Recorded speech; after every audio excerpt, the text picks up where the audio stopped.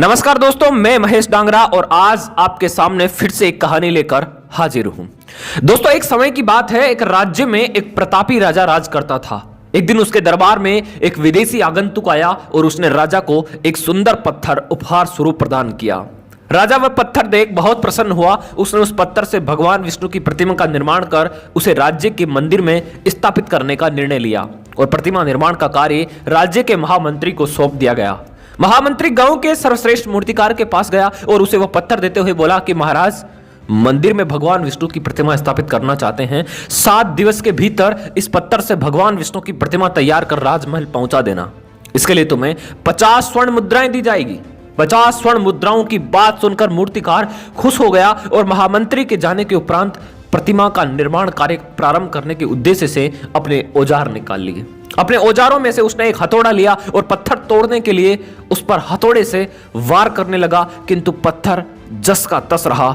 मूर्तिकार ने हथौड़े के कई वार किए किंतु पत्थर नहीं टूटा।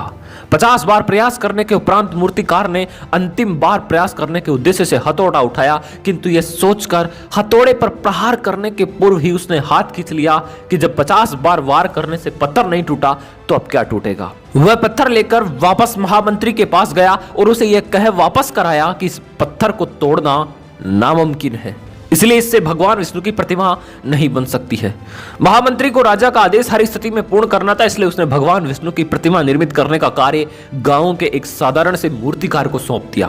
पत्थर लेकर मूर्तिकार ने महामंत्री के सामने ही उस पर हथौड़े से प्रहार किया और वह पत्थर एक ही बार में टूट गया। पत्थर टूटने के बाद मूर्तिकार प्रतिमा बनाने में जुट गया। इधर महामंत्री सोचने लगा कि काश पहले मूर्तिकार ने एक अंतिम प्रयास और किया होता तो सफल हो गया होता और 50 स्वर्ण मुद्राओं का हकदार बनता।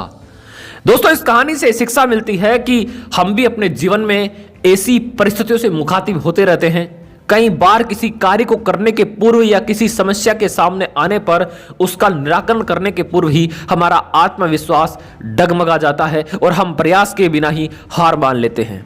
कई बार हम 1-2 प्रयास में असफलता मिलने पर आगे प्रयास करना छोड़ देते हैं, जबकि हो सकता है कि कुछ प्रयास और करने पर कार्य पूर्ण हो जाता या समस्या का समाधान हो जाता। यदि जीवन में सफलता प्राप्त करनी है तो बार बार असफल होने पर भी तब तक प्रयास करना नहीं छोड़ना चाहिए जब तक सफलता नहीं मिल जाती। क्या पता जिस प्रयास को करने के पूर्व हम हाथ खींच ले वही हमारा अंतिम प्रयास हो और उसमें हमें कामयाबी प्राप्त हो जाए। आशा करता हूं आपको यह कहानी बहुत पसंद आई होगी, इसलिए आप एक बार कमेंट करके जरूर बताएं। धन्यवाद।